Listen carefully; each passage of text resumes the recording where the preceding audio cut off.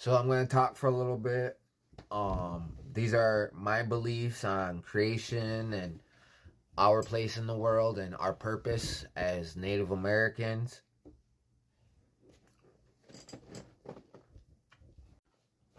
So what I believe is a race of giants. A race of giants. There is actually different species of this race of giants. They look different. They believe different things. They had powers too. Special types of powers were telekinesis, telepathy. I've heard that they were translucent, that they were so huge we could fit inside their hand. These were titans, not from the planet Titan, but what Godzilla or King Kong is.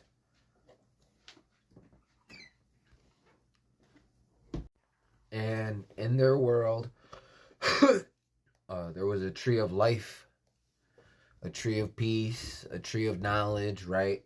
It was a big tree, right? That was the center of their universe. And this race of giants, there was a man and a woman, right?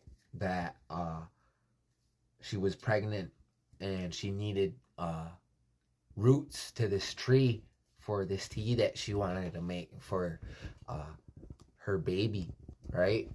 And what had happened was they removed the tree, and what it did was it ripped a hole in their reality, and it created some type of wormhole or portal, a black hole, right? And there's different versions out there because we're a oral people, we're a verbal people, right? So we pass history and knowledge down like this through word of mouth. And some say she was pushed, some say she fell, and I like to think that if it was a black hole or a wormhole, that she might have got sucked through. But either way, she left her world, and she got, as she's going through, she's grabbing at these roots, and she manages to rip some of the roots to this tree, and she goes through the hole, right, by herself. And as she's falling, she can see a water world. It's a big water world. It's nothing but water, just massive water. Like, if you ever looked at the Indian Ocean, how crazy it looks, like that. And it's filled with water animals. And science proves me right about this too, that it's used to be a water planet. The whole Earth, there was no land, just all water, and it was dominated by water dinosaurs, giant turtles, giant reptiles, serpents, right? Dragons.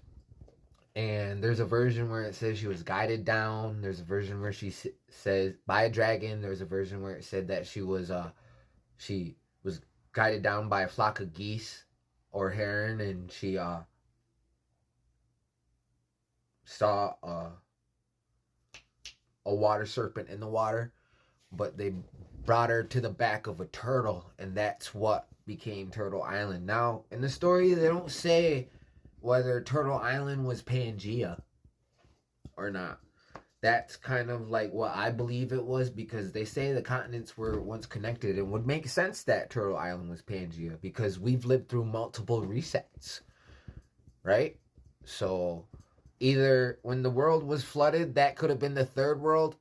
This is just our version of the story that I'm telling, the Haudenosaunee version, and then I'll tell you what I'm adding in other cultures and comparing and showing the similar stories, right?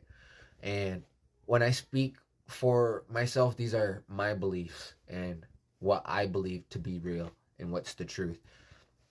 So they brought her to the back of a turtle, and this was Turtle Island. And like I said, these giants, these race of giants, this turtle had to be pretty big, right? Because it became the land that we're standing on. But they had powers, and she would Escanye. It's a song that I sing on my channel. Go check it out. And she would dance and shuffle her feet in that clockwise, and that turtle began to grow, right? She had the muskrat swim down and get mud from the bottom and put it on the turtle's back, right? And plant that root that she snatched as she got pulled through the hole in the sky. She planted it on the back of the turtle, and that's when the land started to get bigger and bigger and bigger and became, the land that we're standing on today.